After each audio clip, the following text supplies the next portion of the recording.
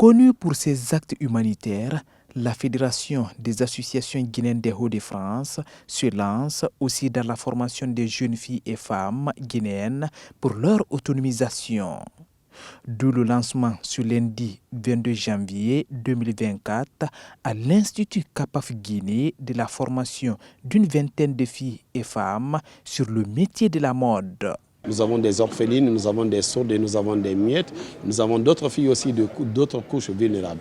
L'objectif, c'est de les accompagner, d'avoir vraiment une formation professionnelle. 1 an de formation avec le centre et 1 an aussi de suivi et accompagnement. Donc à la fin de la formation et ce suivi, qu'elles soient en mesure elles aussi de former d'autres personnes pour permettre une certaine autonomisation à la couche féminine. Je vous garantis qu'on va faire notre mieux, ils vont réussir ce qu'ils viennent prendre. D'abord d'ici, on fait pratique, on fait théorie. 30% théorie, 70% pratique. Donc là, tout est possible. Mais 3 ans, ils commencent à courir de tenue. Masha'Allah. Parmi les stagiaires qui ont pris part à cette formation qui va durer 1 année, figurent en bonne place des personnes vivant avec handicap pour une égalité des chances sans discrimination.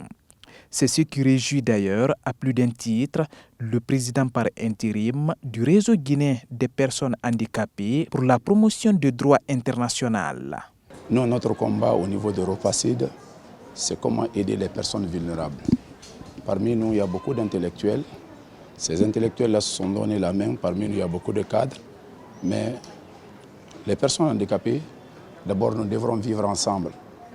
Pour que nous puissions au moins aller de l'avant, il faudrait qu'on vive ensemble, qu'on s'accepte.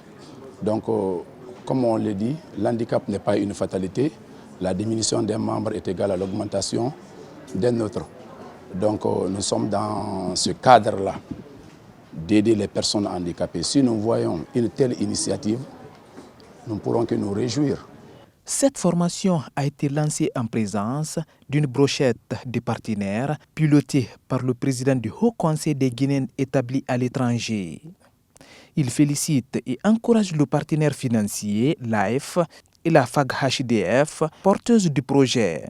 Un message de remerciement et d'encouragement et surtout de communication. Il est nécessaire que ces ONG, les membres de ces ONG, les partenaires de ces ONG communiquent autour de ce qu'ils sont en train de faire. Parce que ce que je vois ici, c'est du concret et il faut qu'on soit, je serai le premier relais de ce qui est en train de se passer et il faut qu'il y ait des partenariats solides avec le Haut Conseil parce qu'il est temps que la diaspora, de façon globale, on ait une unité d'action pour que toutes les dynamiques puissent converger justement à la satisfaction de tous nos problèmes. La Fédération des associations guinéennes des Hauts-de-France et ses partenaires interviennent également dans la saponification avec les femmes et pourquoi pas la construction des forages pour soulager les populations guinéennes.